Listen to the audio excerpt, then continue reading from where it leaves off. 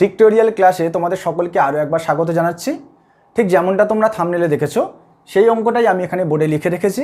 এবার আমি তোমাদের সামনে দেখাবো কোনো রকম বোর্ড ওয়ার্ক ছাড়াই এই অঙ্কটাকে কিভাবে মাত্র 5 সেকেন্ডে করে দেখানো যায়। চলো আমরা তাহলে প্রথমে অঙ্কটাকে দেখে নিই। 4 4 4 8 12 12 24 24 40 4 2 200।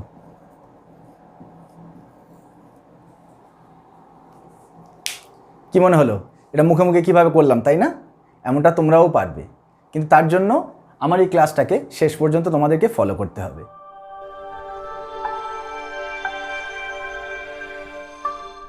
সিম্পল ইন্টারেস্ট বা সরল সুদ কষার এটা আমাদের দ্বিতীয় ক্লাস, পার্ট 2। এর আগে আমরা পার্ট 1-এর ক্লাসটা করেছি। তোমাদের মধ্যে থেকে যারা আমার পার্ট 1-এর ভিডিওটা দেখোনি, আমি তাদেরকে অনুরোধ করব প্রথমে আমার চ্যানেলে গিয়ে পার্ট 1-এর ভিডিওটা দেখো, তারপরে পার্ট 2 ক্লাসটা অ্যাটেন্ড করো, ঠিক আছে? এবারে বোর্ডে যে কোশ্চেনটা আছে সেটা কি বলা আছে দেখো। হোয়াট ইকুয়াল অ্যানুয়াল ইনস্টলমেন্ট বা কিস্তি, তাই না? একটা টার্ম আছে কি কিস্তি। তাই কিস্তি বা ইনস্টলমেন্ট এই টার্মটা সম্পর্কে আমরা মোটামুটি বাস্তব জীবনে কম বেশি সকলে অবগত। কিভাবে অবগত?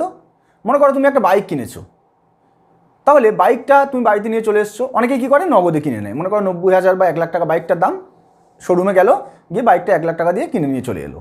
কিন্তু বেশিরভাগ লোক কী করে, বাইকটা কিনতে যায়, কিছু টাকা তাকে দেয়, দেওয়ার পরে বাইকটা নিয়ে চলে আসে এবং একটা চুক্তি হয় সেই শোরুম যে ওনার তার সঙ্গে, যে 2 বছর ধরে বা 3 বছর ধরে মনে করো সে 2,000 বা 2,500 টাকা করে তাকে পরিশোধ করবে। তাহলে এই যে 2 বছর ধরে প্রত্যেক মাসে মাসে 2,000 বা 2,500 করে দিচ্ছে, এটাকে বলবো কি আমি কিস্তি বা ইনস্টলমেন্ট। এমনটাও তোমরা লোনের ক্ষেত্রেও দেখি আমরা, মানে হোম লোন মনে করো বা পার্সোনাল লোন নিল, সেক্ষেত্রেও এরকম আমরা জিনিস দেখতে পাই, ঠিক আছে? এবারে এই ইনস্টলমেন্ট বা কিস্তি এটা সাধারণত 2 ধরনের হয়। একটা মনে করো তোমার একটা রেকারিং অ্যাকাউন্ট রয়েছে। রেকারিং অ্যাকাউন্ট বলতে কীরকম বোঝাচ্ছে? মনে করো তুমি ব্যাংকের সঙ্গে চুক্তি করলে যে আমি 2 বছরে প্রত্যেক মাসে মাসে কিছু টাকা দেবো। মনে করো তুমি ব্যাংকের সঙ্গে চুক্তি করলে প্রত্যেক মাসে তুমি 10,000 টাকা করে ব্যাংকে দেবে, ঠিক আছে? তাহলে 1 বছরের শেষে টাকাটা কত দাঁড়াচ্ছে? 1,20,000 টাকা। ব্যাংক তোমাকে বললো যে 1 বছরের শেষে এইরকম টাকা তুমি যদি 10,000 টাকা করে দাও, ব্যাংক তোমাকে 1,20,000 জায়গায় 1.5 লাখ টাকা দেবে।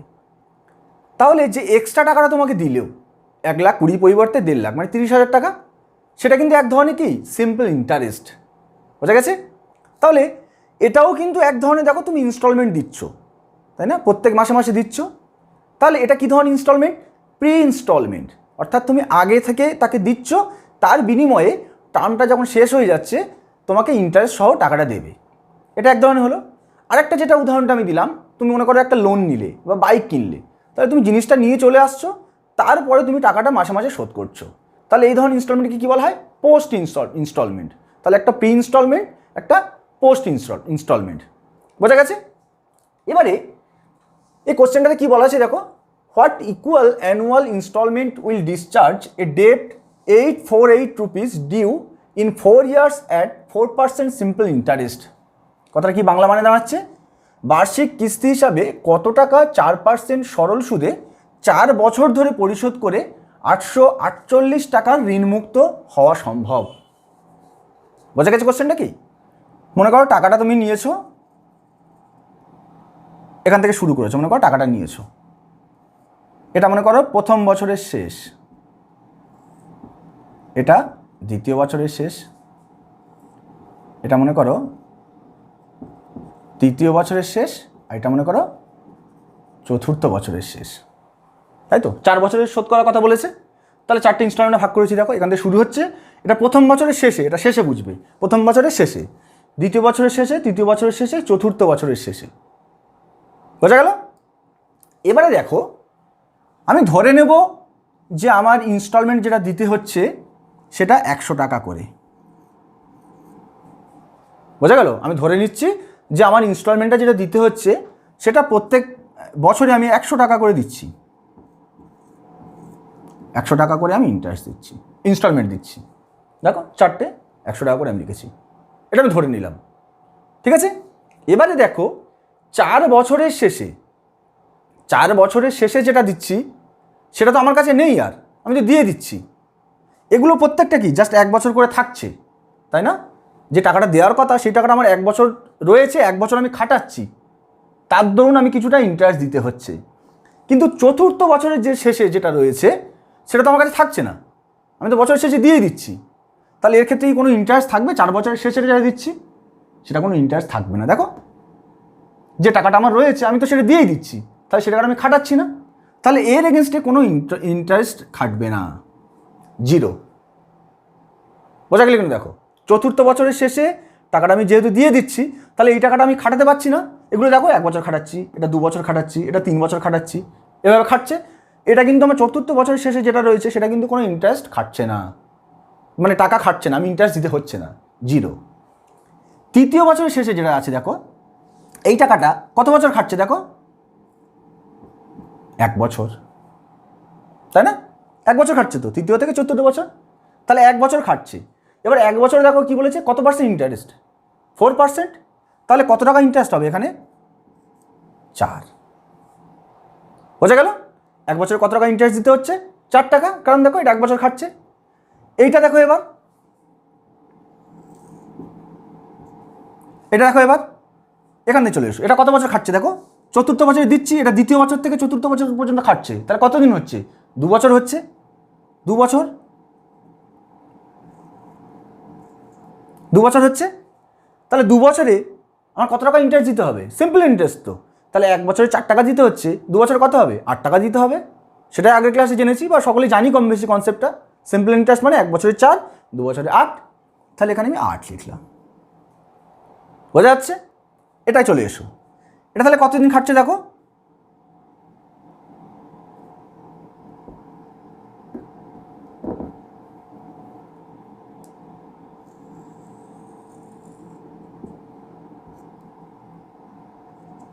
তিন বছর। দেখো এখান থেকে 1, 2, 3 বছর খাটছে না? তাহলে 3 বছরের জন্য কত টাকা ইন্টারেস্ট দিতে হবে আমার, 12 টাকা। এ পর্যন্ত বোঝা গেল কিনা দেখো, প্রথমটা চতুর্থ বছর শেষ, খাটার কোনো সুযোগই থাকছে না, আমার দিয়ে দিতে হচ্ছে, কোনো টাকা খাটছে না, তাই 0। তৃতীয় বছরের শেষটা যেটা 1 বছর খাটছে, তাই 4 টাকা ইন্টারেস্ট দিতে হচ্ছে। দ্বিতীয় বছরের শেষে 8 টাকা ইন্টারেস্ট দিতে হচ্ছে, আর এটা 3 বছর খাটছে, তাই 12 টাকা ইন্টারেস্ট দিতে হচ্ছে। বোঝা গেল? তাহলে মোট কত হচ্ছে দেখো, 112, 108 যোগ করে দাও, 104 আর 100, তাই না? এগুলি তো মোট টাকা ইন্টারেস্ট সহ, যোগ করে দিলে কত হচ্ছে দেখো, 4 8 4 12, 12 12 24, 424।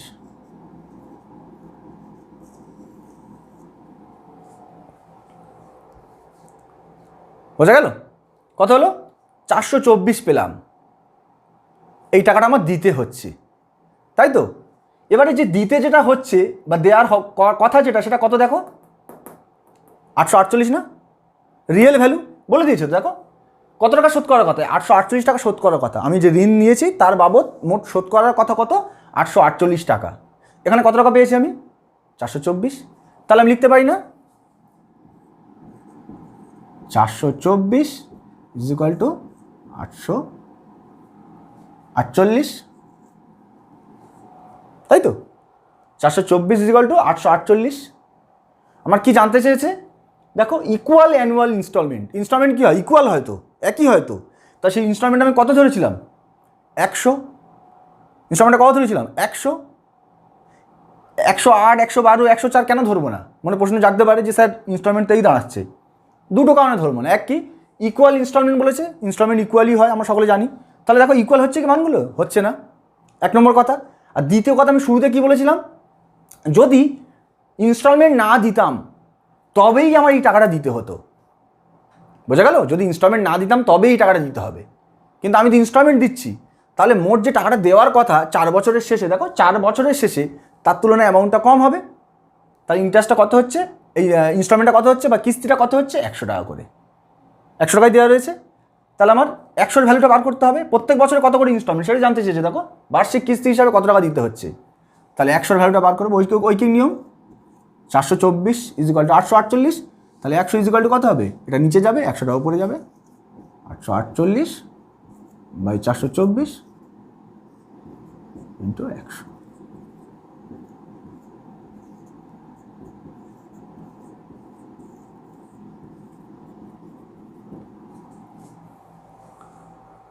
বোঝা গেল প্রত্যেকের? ইনস্টলমেন্ট কত হলো? 200 টাকা। এবারে দেখো 1 বছরে কত? 200। 4 বছরে কত হবে? 800। 4 বছর যদি ইনস্টলমেন্ট হিসাবে দিই কত হচ্ছে? 4 বছরে 800 টাকা দিতে হচ্ছে। মোট টাকা দেওয়ার কথা কত ছিল? 848। তাহলে যদি ইনস্টলমেন্ট সিস্টেমে দিই সেই টাকাটা জেনে রাখবে 4 বছরের শেষে মোট বা 5 বছরের শেষে যেরকম হিসেব হয় তার তুলনায় সব সময় কম হয়, তার তুলনায় সব সময় কম হয় ইনস্টলমেন্ট হিসাবে দিলে টাকাটা। তাহলে দেখো 4 দুগুণে 800 800, কিন্তু এখানে 848 হয়ে যাচ্ছে, 48 টাকা বেশি দিতে হচ্ছিল যদি আমি 4 বছর পরে একসঙ্গে দিতাম। বোঝা গেছে? এবারে এই অঙ্কটা মুখে মুখে কীভাবে করবে আমরা মুখে মুখে করে দেখালাম। কীভাবে করবে মুখে মুখে দেখো, 4র্থ বছরের শেষে কিছু দিতে হবে না, তাহলে ইনস্টলমেন্ট আমি 100 ধরে নিচ্ছি, 100ই থাকবে। ঠিক আছে? তার আগের বছর কত দিতে হবে? 4 টাকা সুদ, তাহলে 104। তার আগের বছর 108, তার আগের বছর 112। 4টে যোগ করে দাও, কত হবে? 400 আর 4 12, 12 12 24, 424। ঠিক আছে? 424 = 848, তাহলে 100 = 2 × 100, 200 হয়ে গেল মুখে মুখেই। এগুলো তোমরা নাও করতে পারো। কীভাবে করবে? 4% সুদ, তাহলে 4 1 বছরে 4, 4র্থ বছরে তার আগে 8, তার আগে 12, 8 4 12, 12 12 24, তাহলে 424, 424 = 848, 1 = 2, 100 = 200। মুখোমুখি হয়ে যাবে, তাই না? চলো এই ধরনের আমরা তাহলে পরবর্তী অঙ্কটা দেখে নিই।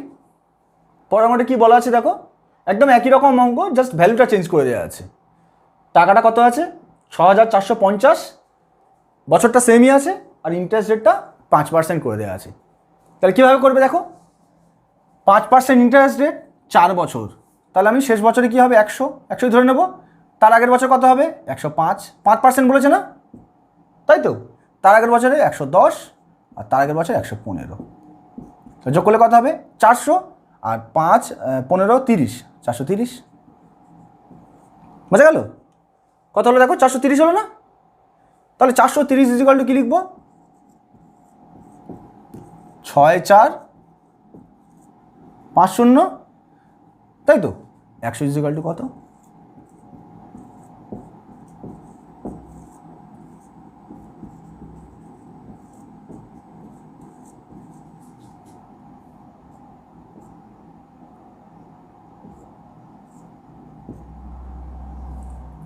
এই 43 আর 2 1 5, তাহলে 5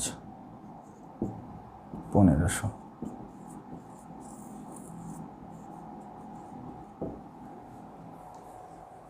বোঝা গেল? কত আনসার তাহলে? 1500। ইকুয়াল ইনস্টলমেন্ট তাহলে কত? 1500। এবারে দেখো 4 বছরে 1500 টাকা করে আমি দিচ্ছি, 4 15 কত? 60, মানে 6000। মোট টাকাটা কত দেওয়ার কথা ছিল দেখো? 6450। তো আমার টাকাটা কি ওই টাকার তুলনায় কম। ইনস্টলমেন্ট মানে সবসময় জেনে রাখবে যত টাকা দেওয়ার চুক্তি হয়েছিল তার তুলনায় কম। তাহলে 6000 টাকা দেওয়ার কথা, চুক্তি হয়েছিল 6450, কিন্তু দিতে হচ্ছে আলটিমেট 6000, 1500 ইনস্টলমেন্টে 4 বছরে। বোঝা গেছে? চলো তাহলে পরবর্তীটা অঙ্কের টাইপ দেখে নেওয়া যাক। পরবর্তী কোশ্চেনে কি বলা আছে দেখো, 10,000 rupees is lent partly at 8% and remaining at 10% simple interest। বোঝা গেল? 10,000 টাকার যার কিছু অংশ 8% সরল সুদে এবং বাকি অংশটা 10% সরল সুদে ধার দেওয়া হচ্ছে, যার ফলে if the yearly average interest is 9.2%, the two parts are. এবার কি বলছে? এই দুটো আলাদা আলাদাভাবে ধার দেওয়ার জন্য বার্ষিক গড় সুদের হারটা কত হচ্ছে? 9.2%। কি জানতে চেয়েছে? ওই যে দুটো অংশে দেওয়া হয়েছিল আলাদা আলাদাভাবে, সেই দুটো অংশের পরিমাণটা কত জানতে চেয়েছে। বোঝা গেল?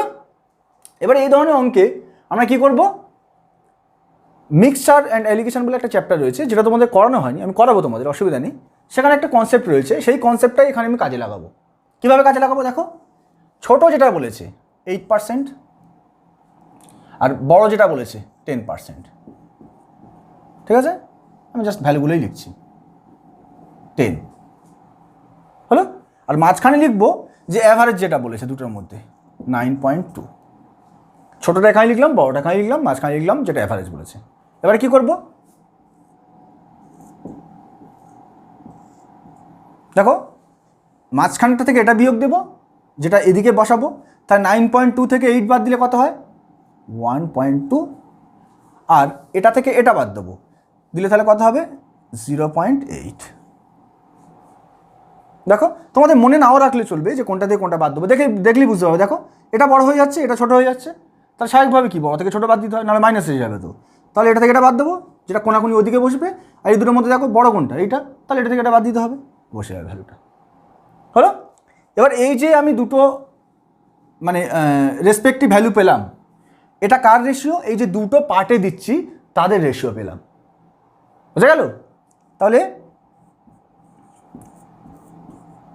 2 parts ratio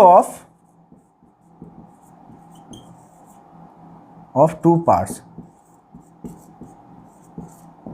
দুটি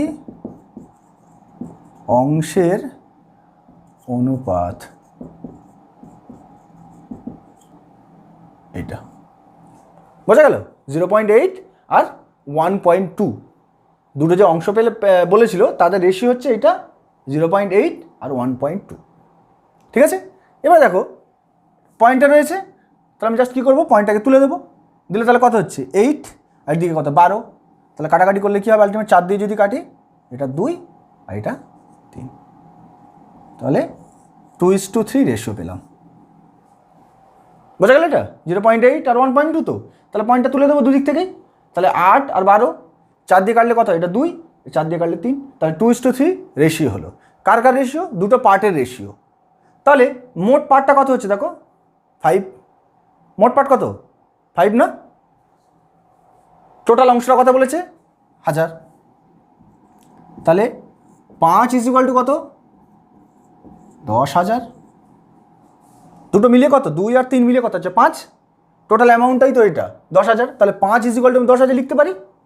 দুটো পার্ট জানতে চেয়েছে, তাহলে 2 = কত হবে 5 = 10,000, তাহলে 2 = হবে 4,000, আর 3 = কত হবে 6,000। দুটো পার্ট এইটা একটা একটা। আচ্ছা বোঝা গেল?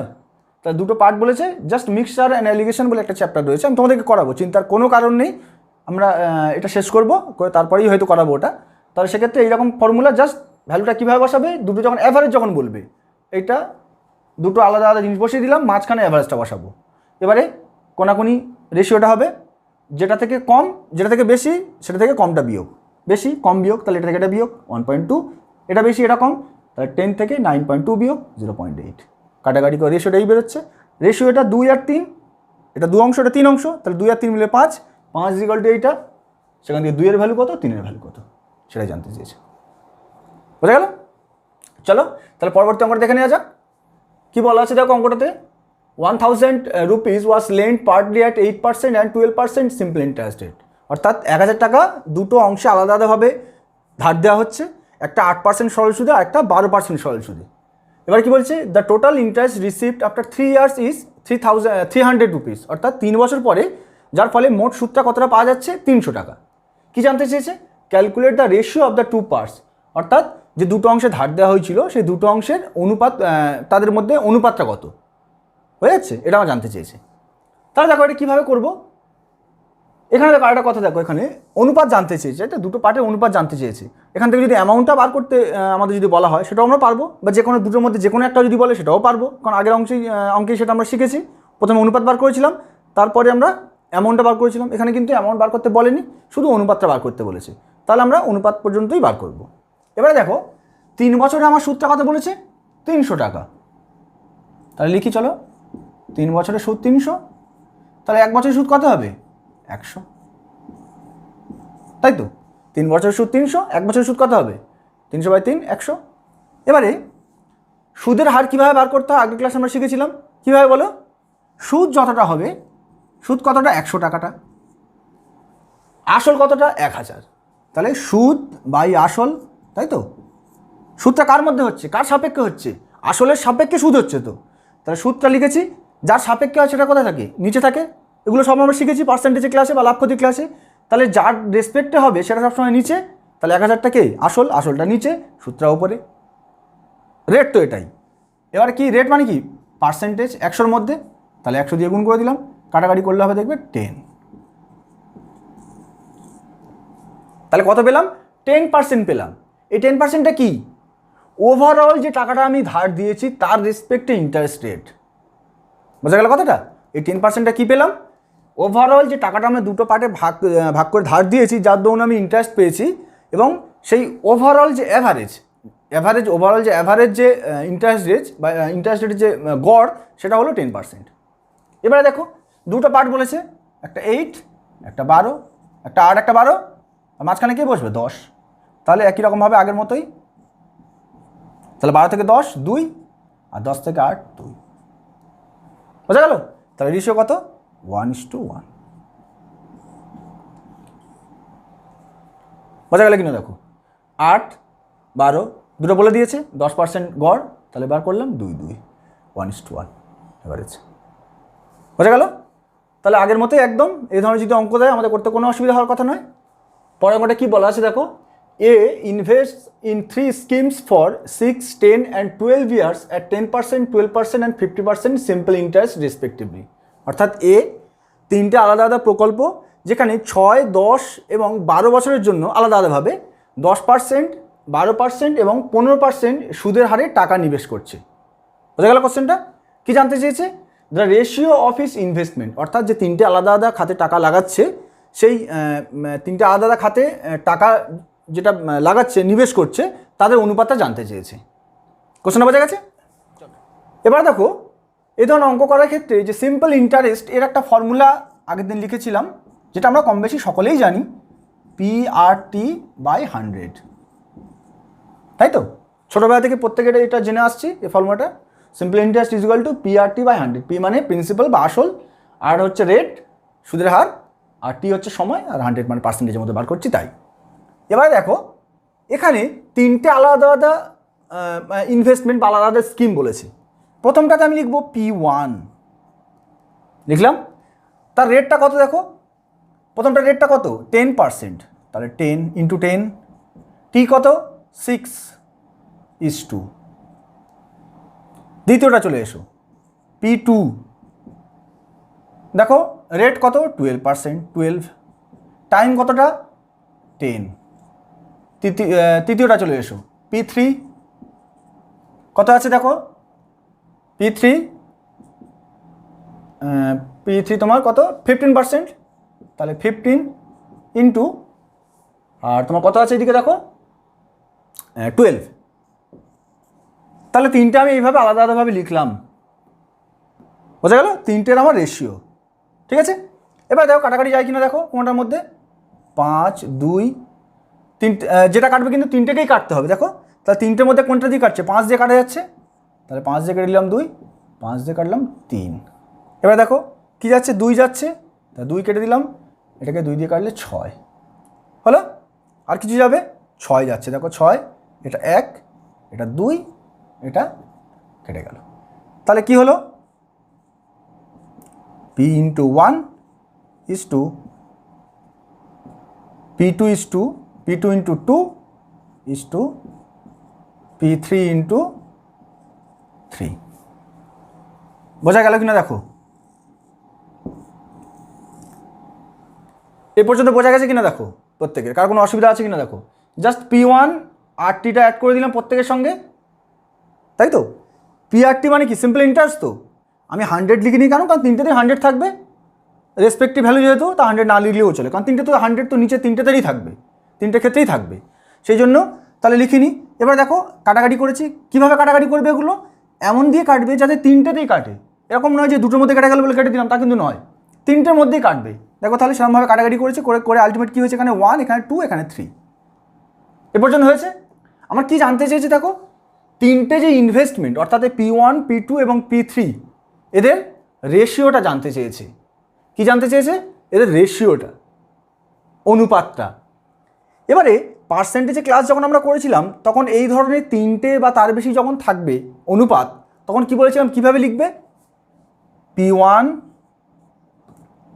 is to P2 is to P3 is equal to কি বলেছিলাম? P1 এর সঙ্গে কি রয়েছে? 1 রয়েছে, তাহলে 1-এর সঙ্গে 1 নিচে নাও লিখতে পারো, নাও লিখতে পারো, কোনো অসুবিধা নেই। P2 সঙ্গে কি আছে দেখো 2, যেটা থাকবে সেটা কি আমি বলেছিলাম উল্টে যাবে, সাথে যেটা থাকবে সেটা জাস্ট উল্টে যাবে। তাহলে P2 সঙ্গে কি আছে 2 আছে, 2 নিচে চলে গেল। এবার দেখো P3 সঙ্গে কি আছে 3 আছে, তাহলে 1/3। তাহলে 1-এর বেশি যখন অনুপাত থাকবে, 1-এর বেশি বলতে 2-এর বেশি যখন অনুপাত থাকবে তখন কি করব, 2-এর ক্ষেত্রেও করতে পারো, কিন্তু 2-এর ক্ষেত্রে মুখোমুখি হয়ে যায়, সেই জন্য আর করতে হয় না। যখন এই রকম 3টে 4টে 5টা 6টা যে কটা থাকুক না কেন, জাস্ট তার সঙ্গে যে মানটা রয়েছে সেইটা জাস্ট নিচে চলে যাবে। এটা আমি 1 কেন লিখলাম বোঝানোর জন্য, ঠিক আছে, তোমরা নাও লিখতে পারো। তাহলে P2 সঙ্গে দেখো 2 রয়েছে, P × 2 বা 2P2 যাই থাকুক না কেন, তা সেটা 1/2 হয়ে গেল। P3 সঙ্গে 3 আছে 1/3, 3টে অনুপাত হয়ে গেল। এবার এইভাবে তো ফ্র্যাকশানে রাখলে হবে না, যদি ফ্র্যাকশান অপশানে দেয় খুবই ভালো, যদি না দেয় তাহলে কী করব, জাস্ট এটাকে দেখো এখানে কে আছে 1, কীভাবে করবে দেখে নাও শর্টে। 1, এইটা বাদ দিয়ে বাকি দুটো কে আছে 2 আর 3, এই দুটো গুণ করে দেবো 6 হলো। সেটাকে বাদ দিয়ে বাকিগুলোকে গুণ করে দেবো, সেটা হবে। এবার এখানে দেখো 2, এটাকে চাপা দাও, এটাকে চাপা দাও, দিলে তাহলে এদিকে কি হচ্ছে 1, এদিকে 3, তাহলে 3 আর 1 কত 3 হলো। এটা বার করবো কী হবে 2 আর 1 গুণ করে দেবে 2, তাহলে এই হলো আমার আনসার।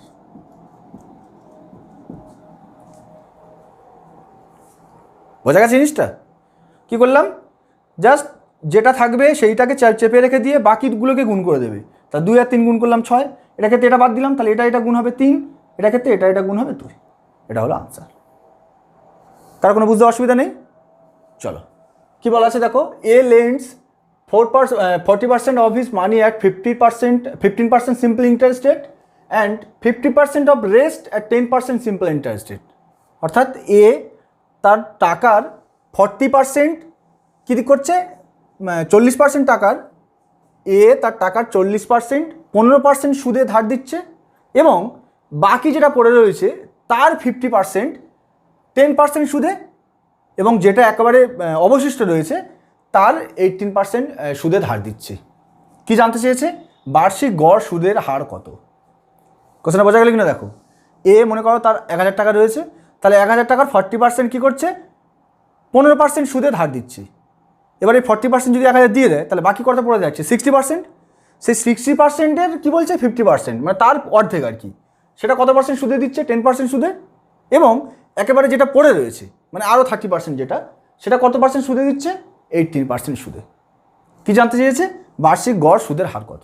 এবারে দেখো এখানে এই ধরনের কোশ্চেনে কী করবে, প্রথমে যে টার্মগুলো দেখো রেটের পার্সেন্টেজ যদি 10, 20, 50 এ ধরনের যখন থাকে তাহলে আমি মূলটাকে বা প্রিন্সিপালটাকে 100 ধরে করতে পারি, কিন্তু এখানে দেখো 18% একটা টার্ম আছে, তাই না। যখন এই ধরনের অড একটা টার্ম থাকবে, অড বলতে মানে নাম্বার হিসাবে অড নয় কিন্তু মানে দেখতে অড আর কি, তখন সেটাকে আমি 100-এর মধ্যে ধরবো না, একটু বড় ধরবে, 500, 1000, মানে মোট অ্যামাউন্টটা 500, 1000 ধরে ক্যালকুলেট করবে। তাহলে এখানে আমি 1000ই ধরি, দেখো তাহলে মোট অ্যামাউন্টটা আমি ধরছি কত 1000, মোট টাকাটা 1000। এবার 1000-এ কতগুলো ভাগ হচ্ছে দেখো, একটা পার্ট বলছে 40% যেটা 15% সুদে ধার দিচ্ছে, তাহলে 1000-এর 40% প্রথমে আমি করি, 1000-এর 40%, তাহলে কত হবে সেটা দেখো 400। 1000-এর 40% মানে কত 400 হলো। এবারে কী বলছে দেখো, অ্যান্ড 50% অফ রেস্ট মানে এই 1000-এর বাকি পার্টটা, সেটা কতটা 60%। যদি 40% অলরেডি 50% ধার দেয় তাহলে বাকি কতটা থাকছে 60% পুরো থাকছে, তাহলে 1000-এর 60% মানে কত 600। বোঝা গেল কি, এটা বাদ দিলে কতটা পুরো থাকছে 60% মানে 600, তার 50% দেখো, অ্যান্ড 50% অফ রেস্ট বা বাকি টাকার 50%, বাকি টাকা মানে এইটা এর 50%, তাহলে এইটা আবার দুটো ভাগে ভাগ হবে, একটা 50% এদিকে আর এদিকে একটা 50%, দেখো তাহলে 600-র 50% মানে 300, এদিকেও 300 হলো। এবার তিনটে আমি আলাদা আলাদা অ্যামাউন্ট পেয়ে গেলাম, তিনটে আলাদা আলাদা পার্ট পেয়ে গেলাম। এবার তিনটে কত পার্সেন্ট হারে ধার দিচ্ছে দেখো, এটা কত দিচ্ছে 15%, দেখো অঙ্কে তাই বলা আছে 15%, আর বাকি 50%টা কত দিচ্ছে 10%, তাহলে এটা আমার 10% হারে ধার দিচ্ছে। এটা কত দিচ্ছে দেখো 18%, তাই না।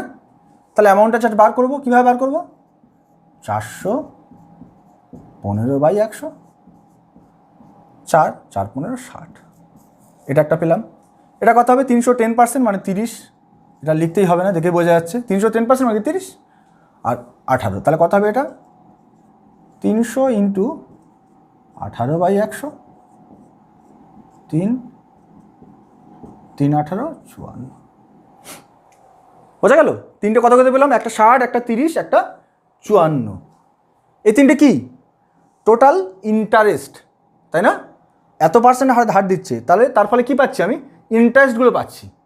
তাহলে টোটাল আমি কতটা ইন্টারেস্ট পেলাম দেখো, দেখো টোটাল কতটা ইন্টারেস্ট, 60, 30 আর 54, তাহলে কত হচ্ছে আমার 190, 144, তাই তো? মোট ইন্টারেস্টটা কত 144, মোট সুদ, এগুলো সব সুদ তো, ইন্টারেস্ট তো, তাহলে ইন্টারেস্ট 60, 30, 54, তাহলে মোট ইন্টারেস্টটা কত হলো আমার 54। ঠিক আছে, এবারে রেট বার করতে গেলে কি হয়, আগের অঙ্কে শিখেছি interest by total amount, percentage 100-এর মধ্যে, রেট কি পার্সেন্টেজ তো, তাহলে 100-এর মধ্যে 100 দিয়ে গুণ করে দিলাম। মোট অ্যামাউন্টটা কত ধরেছিলাম, দেখো 1000 ধরেছিলাম না, তাহলে মোট ইন্টারেস্ট এইটা, মোট অ্যামাউন্টটা 1000, তাহলে 144/1000 ইন্টু 100, কাটাকাটি করে দাও, দিলে হবে 14.4%। বোঝা গেল কিনা দেখো, ইন্টারেস্টগুলো আলাদা বার করলাম, টোটাল ইন্টারেস্টটা হলো 144, মোট অ্যামাউন্টটা 1000, তাহলে 144/1000, ইন্টারেস্ট তো সেভাবেই বার করে, মোট আসলের রেসপেক্টে কত টাকা ইন্টারেস্ট হয়েছে সেটা পার্সেন্টেজ যেহেতু, তাই 100 দিয়ে গুণ, তাহলে 144/1000 ইন্টু 100, কাটাকাটি করলে 14.4%। বোঝা গেল? পরের অঙ্কটা কী বলা আছে দেখো, 400 rupees amounts two 480 rupees in 4 years, অর্থাৎ 400 টাকা 4 বছরে সবৃদ্ধি মূল্য হচ্ছে 480 টাকা। What will it amount to if rate of interest increased by 2%, যদি সুদের হার 2% হারে বৃদ্ধি পায়, মানে যা ছিল তার রেসপেক্টে 2% হারে বৃদ্ধি পাচ্ছে, তবে সবৃদ্ধি মূল কত হবে, এটা জানতে চেয়েছে। এবার দেখো এ ধরনের কোশ্চেন আমি কী করবো, আমার রেটটা কতটা বাড়ছে দেখো 2%, তাই না? রেটটা কতটা বাড়ছে 2%। এবারে তোমরা একটা জিনিস আমাকে বলো, মনে করো একটা রেট 5% বলেছে, এগুলো সব সিম্পল ইন্টারেস্ট রেট, তাহলে আলাদা আলাদা করে বলতে হচ্ছে না, একটা সিম্পল ইন্টারেস্ট রেট বলো, মনে করছে 5%। 5% মানে কি 5/100, তাই তো? 5% মানে 5/100। এই যে 5টা হলো এটা কি সুদ, ইন্টারেস্ট, কত বছরের, 1 বছরের। যদি এটা 2 বছরের বলতো তাহলে কি করতাম, 2 দিয়ে গুণ করতাম। যদি 3 বছর বলতো তাহলে কি করতাম, 3 দিয়ে গুণ করতাম, তাই তো? তাহলে আলটিমেট কী দাঁড়াচ্ছে দেখো, ইন্টারেস্টটা কী হয়ে যাচ্ছে, যেটা বলছে মানে যেটা আমার ইন্টারেস্ট রয়েছে তার সঙ্গে টাইমটা গুণ করে দিচ্ছি। এবার একটা জিনিস দেখো তো, 5 × 3, 3 বছর ইন্টারেস্ট কত, 1 বছর যদি 5 টাকা হয়, 3 বছরে কত, 3 বছরে কত 15 টাকা, তাহলে সেই 15টা কার রেসপেক্টে হচ্ছে, 100 রেসপেক্টে না? তাহলে এইটাকে আমি যদি পার্সেন্টেজে লিখি তাহলে কী হবে, 100 দিয়ে গুণ করতে হবে, 100 দিয়ে গুণ করে পার্সেন্টেজ করলে কী হয়, যেভাবে বার করে, তাহলে আলটিমেট কত হচ্ছে দেখো 15%। বোঝা গেলে কিনা দেখো কনসেপ্টটা, রেট মানে কি যেটা বলেছে সেটার উপরে নিচে 100, ঠিক আছে? এবারে যত বছরে বলবে, দেখো 3 বছরে বলেছে তাহলে 5 × 3, এবার সেটাকে যদি আবার যদি রেটে কনভার্ট করি তাহলে কী হবে, 1000 দিয়ে গুণ করে রেট মানে কি পার্সেন্টেজ বার করতে হবে 100-র মধ্যে, তাহলে কত হচ্ছে দেখো 15%। তাহলে এখান থেকে একটা জিনিস আমি পেলাম কি, রেট যেটা বলবে ইন্টু টাইম RT পার্সেন্টেজ। বোঝা গেল?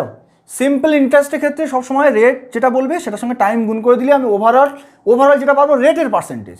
তাহলে যদি 5 বলে, এটা যদি 3 বলে, তাহলে এটা 5% ছিল মনে করো, এটা 3 বছরে, তাহলে কত হবে 15%। তাহলে আমি রেটটা কি বলে দিতে পারি 15%, এরকমভাবেও বলতে পারি 5% রেট, 3 বছরের জন্য কত পার্সেন্ট রেট হয়ে যাবে 15% হয়ে যাবে। কেন 15% বলছি, কারণ 100 রেসপেক্টে হচ্ছে, মূলধনটা তো 100ই থাকছে, তাহলে 100 রেসপেক্টে তো 15 টাকা হচ্ছে, তাহলে 100 রেসপেক্টে 15 টাকা মানে কি 15% না? তাহলে রেট আমার আলটিমেট কী হচ্ছে 15%। তাহলে রেট ইন্টু টাইম, টোটালটা আমি রেট পার্সেন্টেজও বলতে পারি। এবার দেখো এই কনসেপ্টটা এই কোশ্চেন কীভাবে লাগাবো কাজ, দেখো এখানে কি বলেছে 2% হারে বৃদ্ধি পাচ্ছে, তাহলে 2% লিখলাম, কত বছর দেখো 4 বছর, তাহলে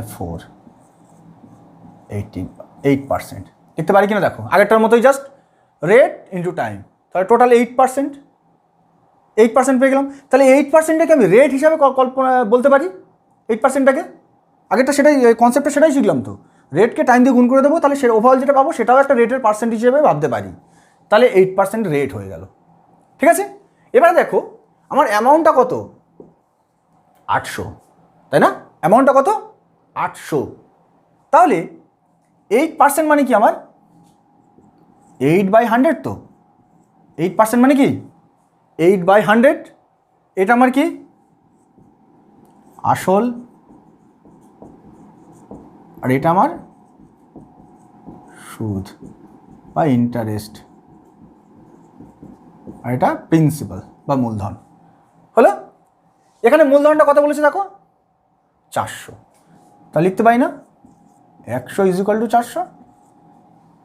দেখো 100 আসল, এখানে বলে দিয়েছে 400, তাহলে 100 = 400, তাহলে 8 = কত হবে 400/100 × 8, 32। বোঝা গেল? সুদটা তাহলে কতটা বৃদ্ধি পাচ্ছে আমার, 32 টাকা বৃদ্ধি পাচ্ছে যদি আমি রেটটা 2% ইনক্রিজ করে দিই। বোঝা গেল? এবার তাহলে মোট কত হবে, তাহলে সবৃদ্ধিমূল জানতে চেয়েছে। আমার 400 ছিল, নর্মাল রেটে কত হচ্ছিল 480, তাই না? তার রেসপেক্টে কত টাকা বৃদ্ধি পাচ্ছে দেখো 32 টাকা, তাহলে 480 + 32 কত হবে 512। কার কোনো বুঝতে অসুবিধা নেই? আগে 480 ছিল, 400 সঙ্গে কিন্তু অ্যাড করে দেবে না, এটা কি বলছে বৃদ্ধি পাচ্ছে কার রেসপেক্টে, যতটা হয়েছিল তার রেসপেক্টে। কারণ দেখো ইন্টারেস্ট রেটটা কী বলেছে, যতটা ইন্টারেস্ট রেট 480 টাকা হয়েছিল সেই রেটের তুলনায় 2% বৃদ্ধি করে দিয়েছে, তাহলে তার ফলে আমার ইন্টারেস্টটা আরও কত টাকা বাড়ছে, আরও 32 টাকা বাড়ছে, তাহলে 480 + 32 512 আনসার। বোঝা গেছে? কার কোনো অসুবিধা নেই? সিম্পল ইন্টারেস্ট বা সরল সুদ করার পার্ট 1 এবং পার্ট 2 দুটো ক্লাস হয়ে গেছে। মোটামুটি পরীক্ষায় যতগুলো টাইপ আসে সবগুলো আমি করে দিলাম। এবারে তোমরা যে কোনো একটা স্ট্যান্ডার্ড বই থেকে প্র্যাকটিস করবে, যদি কোথাও আটকায় আমাকে ছবি তুলে পাঠাবে, আমি সেগুলো সলভ করে দেওয়ার চেষ্টা করব। এবারে টাইম অ্যান্ড ওয়ার্কের এক ধরনের অঙ্ক, যেটা তোমাদের মধ্যে থেকে আমাকে অনেকে কমেন্ট করছো, অনেকেই করছো কমেন্ট, আমি সেই জন্য অঙ্কটাকে করে দিতে বাধ্য হচ্ছি। যে স্যার যদি অল্টারনেটিভ ডেতে যদি কাজ করে, এরকম যদি অঙ্ক দেয় যে এ আর বি দুজনে রয়েছে, অল্টারনেটিভ ডে মানে এ একদিন করছে, তারপর দিন বি করছে, তারপর দিন এ করছে, তারপর দিন বি করছে, এই ধরনের যে অঙ্কগুলো সেগুলো করব কিভাবে? কোশ্চেনটা বোঝা গেছে? এই ধরনের কোশ্চেন তোমাদের একটু সমস্যা হচ্ছে, অনেকে আমরা তোমাদের মধ্যে থেকে অনেকেই আমাকে জানাচ্ছ সেটা। তাহলে দেখো আমি ধরে নিচ্ছি একটা অঙ্ক, মনে করো এ একটা কাজ করছে 9 দিনে, বি করছে মনে করো 12 দিনে। এ একটা কাজ কত দিনে করছে, 9 দিনে করছে, বি একটা কাজ করছে 12 দিনে, এবং তারা কি অল্টারনেটিভ ডেতে, মানে এ একদিন করছে, তারপরের দিন বি, তারপরের দিন এ, তারপরের দিন বি। ঠিক আছে, এরকমভাবে যদি কাজটা করে মোট কত দিনে কাজটা শেষ হবে? কোশ্চেন টাইপটা বোঝা গেছে? এবার দেখো কিভাবে করব। আমার এ কত বলেছে 9, বি কত 12, তাই তো? যেভাবে আমি শিখিয়েছিলাম একদম সেরকমভাবে তোমাদের মধ্যে থেকে যারা আমার টাইম অ্যান্ড ওয়ার্ক বা সময় কার্যের অঙ্ক ক্লাস দেখোনি, তারা প্রথমে তাদেরকে অনুরোধ করবো, প্রথমে আমার টাইম অ্যান্ড ওয়ার্ক বা সময় কার্যের চ্যাপ্টারের অঙ্কগুলো দেখো, দুটো পার্টে করানো আছে, ওগুলো প্রথমে দেখো, তারপরে এই জিনিসটা বোঝো, নাহলে অসুবিধা হবে তোমাদের। ঠিক আছে, এবার দেখো তাহলে 9 আর এটা 12 কী বলেছিলাম, দুটোর এলসিএম করতে, তাই তো? এলসিএম কত হবে 36। এফিসিয়েন্সি কত হবে দেখো, এর কত হবে 4 আর বির কত হবে 3, তাই না? এর এফিসিয়েন্সি 4 আর বির কত হলো 3। এবারে এরা দুজনে কি করছে, অল্টারনেটিভ ডেতে করছে, মানে যে কাজটা করবে সেটা দুদিনে একসঙ্গে তো করছে না, তাহলে একদিনে দুজনের এফিসিয়েন্সিটা আমি কাজে লাগাতে পারছি না। দুজনের মিলিত এফিসিয়েন্সিটা কত 4 + 3 7, এটা দুজনের এফিসিয়েন্সি তো, তাই না? কিন্তু সেটা কদিনে, অ্যাকচুয়াল দুদিনে হচ্ছে, যেহেতু ওরা একদিনে করছে না, তাহলে দুদিনে এদের এফিসিয়েন্সিটা কত হচ্ছে 7। এবারে আমি কি করব, এই 36 দেখো টোটাল ওয়ার্ক, এটা কি টোটাল ওয়ার্ক মোট কাজ এটা হলো দুদিনের কাজ, এদের দুদিনে এদের কাজ, তাই তো? দুদিনে কাজ 7। তাহলে আমি এই 7কে এমন দিয়ে গুণ করব যাতে 36কে টপকায় না অথচ একদম কাছাকাছি যায়। বোঝা গেল কথাটা?